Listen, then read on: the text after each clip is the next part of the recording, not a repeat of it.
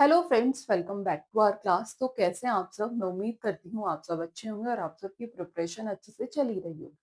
तो आपके एग्जाम के लिए हम जनरल अवेयरनेस के प्रीवियस ईयर क्वेश्चन पर डिस्कस कर रहे थे। उसी सीरीज को कंटिन्यू करते हुए आज की क्लास में भी हम जनरल अवेयरनेस के ही प्रीवियस ईयर क्वेश्चंस पर डिस्कशन करेंगे जो आपके एग्जाम्स में आए हुए हैं। ठीक है, बाकी की क्लास में, इससे पहले वाली क्लास में भी हमने प्रीवियस ईयर क्वेश्चंस पर ही डिस्कशन किया था। तो आई होप आप वो क्लासेस देख कर आए होंगे। अगर नहीं देखी है तो आप देख लीजिएगा, आपको आइडिया लगेगा कि आपके एग्जाम्स में किस तरह के क्वेश्चंस जो हैं वो पूछे जाते हैं। तो आज की क्लास को स्टार्ट करते हैं। स्टार्ट करने से पहले अगर आप चैनल पर नए हैं और अभी तक भी सब्सक्राइब नहीं किया है तो फॉर योर क्लासेस आप चैनल को जरूर सब्सक्राइब कर लीजिएगा और वीडियो को लाइक करना मत भूलिएगा। तो स्टार्ट करते हैं आज की क्लास को।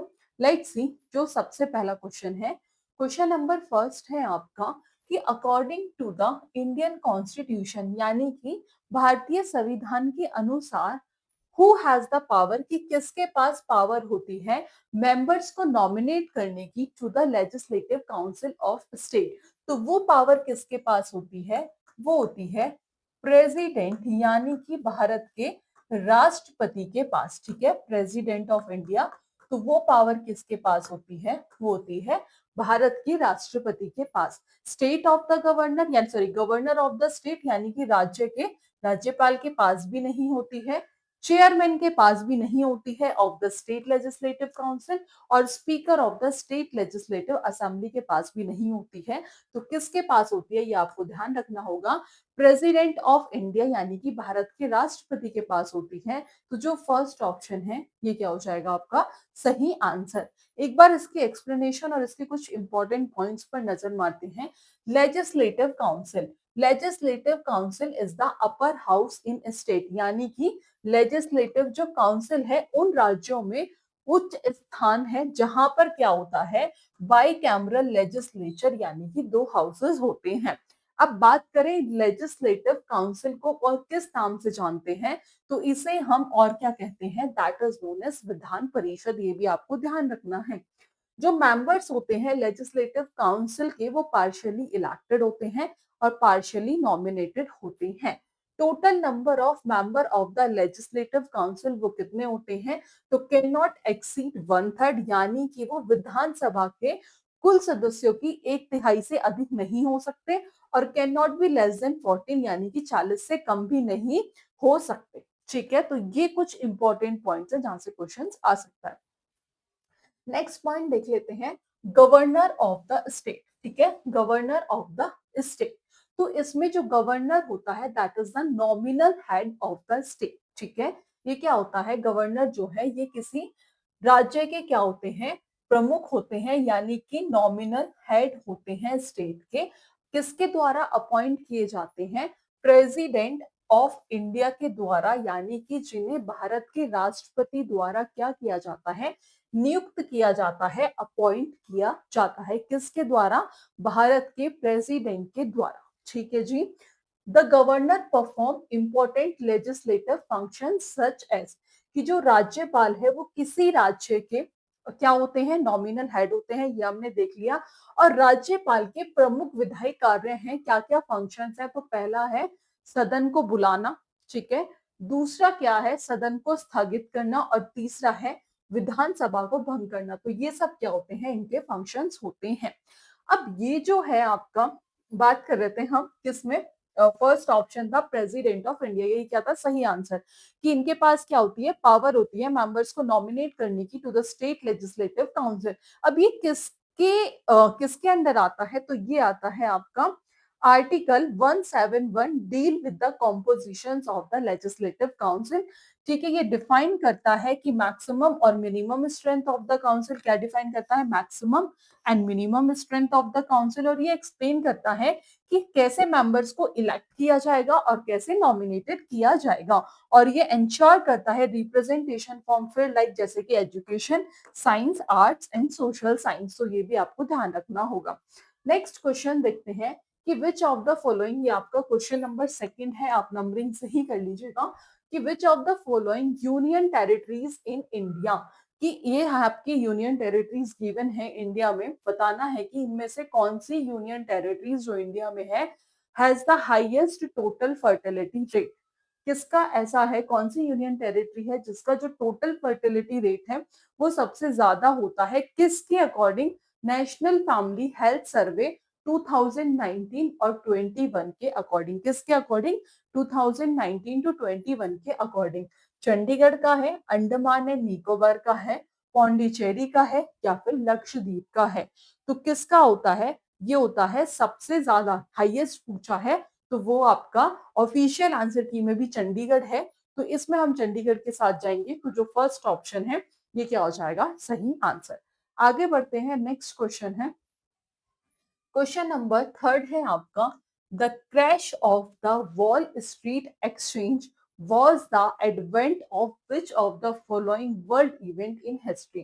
क्वेश्चन में पूछा है कि वॉल स्ट्रीट एक्सचेंज का दुर्घटनाग्रस्त होना इतिहास में निम्नलिखित में से किस विश्व घटना की शुरुआत था?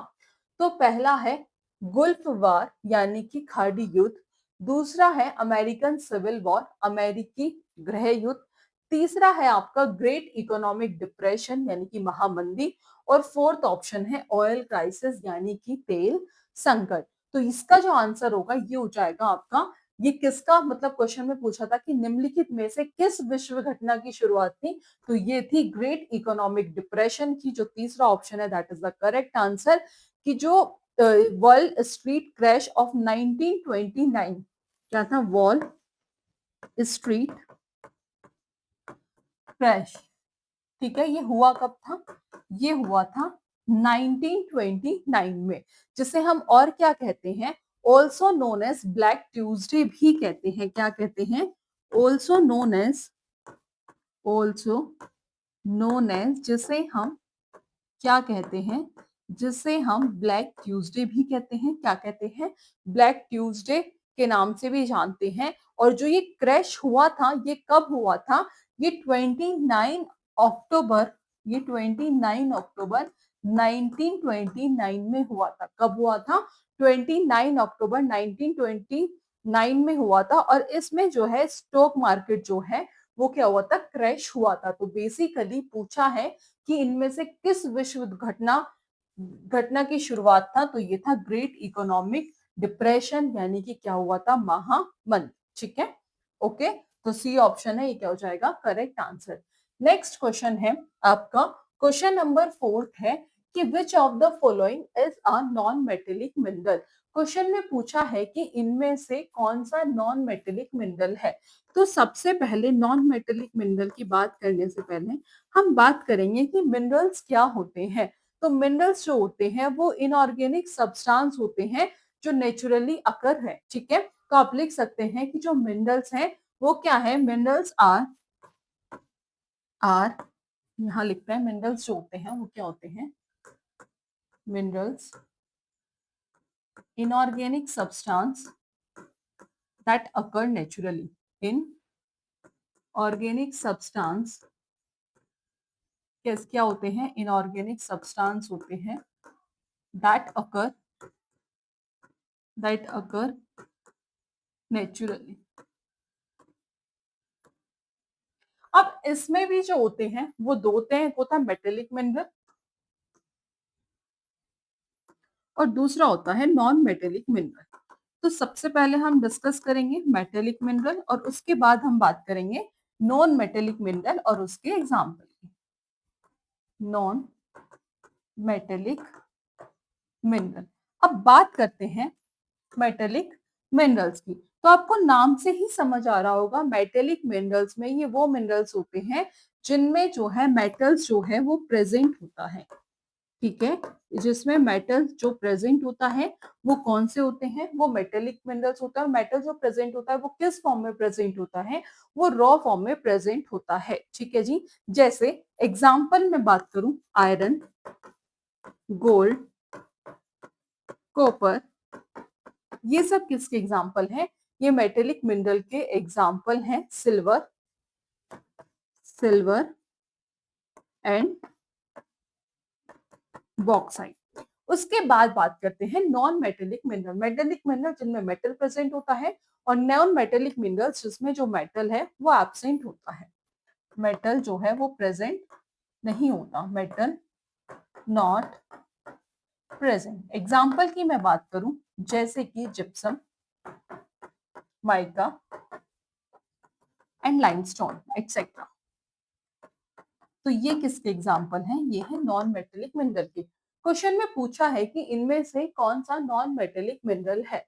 तो माइका जो है वो कैसा है, अभी बताया, वो नॉन मेटेलिक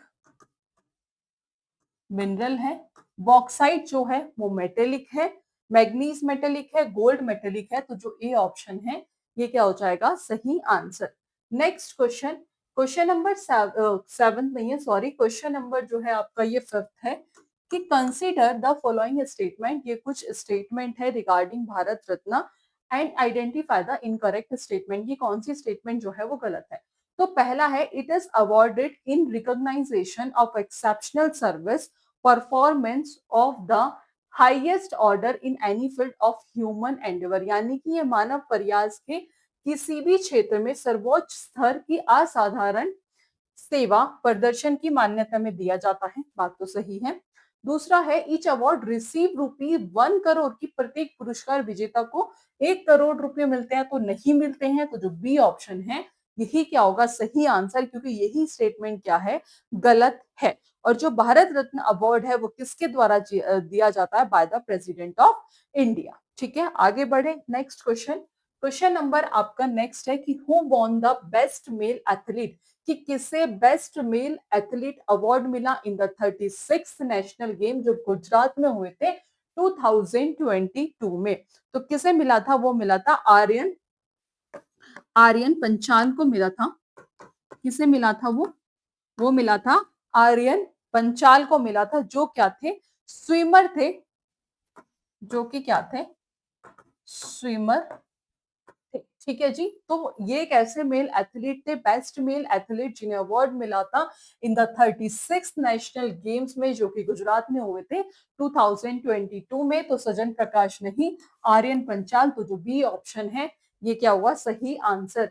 आगे बढ़ते हैं, which book title was awarded the साहित्य अकेडमी बाल साहित्य पुरस्कार 2022 इन ओडिया। ओडिया भाषा में साहित्य अकादमी बाल साहित्य पुरस्कार 2022 में कौन सी पुस्तक सम्मानित किया गया? तो कौन सी पुस्तक को मिला था?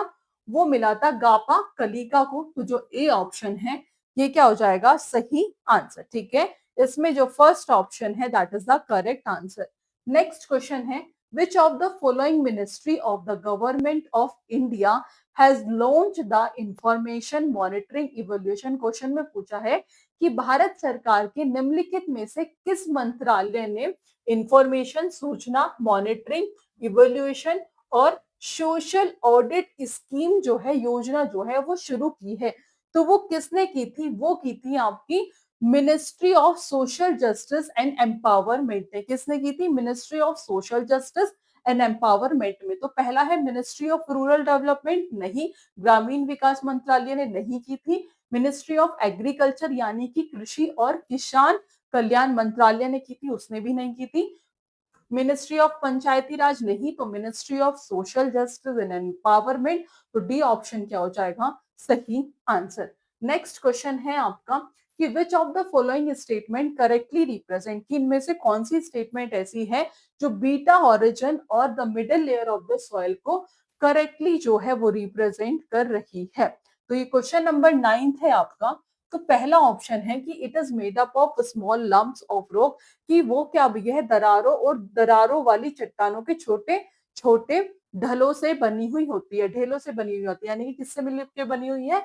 Small lumps of rocks with cracks and crevices. तो ये तो हो गया आपका गलत, ये सही नहीं है। क्योंकि बीटा ओरिजिन, जिसे हम सब सॉइल भी कहते हैं, जो लेस ऑर्गेनिक मटेरियल जो है वो कंटेन करता है, किसके कंपेयर में? Top soil, that is a origin. ठीक है जी। और ये जो लेयर है ये मिनरल्स में क्या होती है?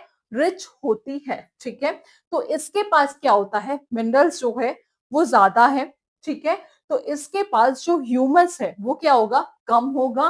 और आफ्टर दैट मिनरल्स जो है ज्यादा होता है, ये जनरली हार्डर होते हैं और ज्यादा कॉम्पैक्ट होते हैं। तो दूसरा ऑप्शन है कि ये सॉफ्ट होते हैं, पोरस होते हैं और ज्यादा वाटर क्या कर सकते हैं, अधिक पानी रोक सकते हैं। तो ये भी हो गया आपका गलत। It has a lesser amount of humus. बात तो सही है कि इसमें जो ह्यूमस की मात्रा है वो कम होती है। मिनरल्स जो है, यानी कि जो मिनरल्स हैं, अभी आपको बताया था कि जो ये जो लेयर है इनमें सबसे ज्यादा क्या होता है, इनमें मिनरल्स जो है वो सबसे ज्यादा होते हैं। तो इनमें जो खनिज की मात्रा है वो भी अधिक होती है। ये जनरली कैसे होते हैं, हार्डर होते हैं और कैसे होते हैं, कॉम्पैक्ट होते हैं। तो जो सी ऑप्शन है ये क्या हो जाएगा, सही आंसर। नेक्स्ट क्वेश्चन है, 10th क्वेश्चन है कि which of the following process, की इनमें से कौन सा प्रोसेस ऐसा है जिसे हम यूज करते हैं टू सेपरेट ग्रेन सीड्स की, किसे, अनाज के बीजों को क्या करने के लिए, सेपरेट करने के लिए, किससे, फ्रॉम देयर स्टार्क। यानी कि निम्नलिखित में से किस प्रोसेस का उपयोग अनाज के बीजों को उनके ठंडल से अलग करने, यानी कि स्टॉक से अलग करने के लिए किया जाता है। तो वो कौन सा प्रोसेस होता है, वो होता है थ्रेशिंग। तो पहला है हैंड पिकिंग, यानी कि हाथ से चुनना नहीं है, अलग करना है, दैट इज थ्रेशिंग। फटकना नहीं है, छलनी नहीं है। तो जो बी ऑप्शन है ये क्या हो जाएगा आपका सही आंसर। तो ये थे 10 क्वेश्चंस जो आपके एग्जाम्स में आए हुए हैं जनरल अवेयरनेस के। तो आई होप क्लास पसंद आई होगी। फर्दर ऐसी क्लास के लिए चैनल के साथ जुड़े रहिएगा। आज की क्लास में इतना ही, मिलेंगे नेक्स्ट क्लास में नेक्स्ट टॉपिक के साथ। So thank you for watching this class.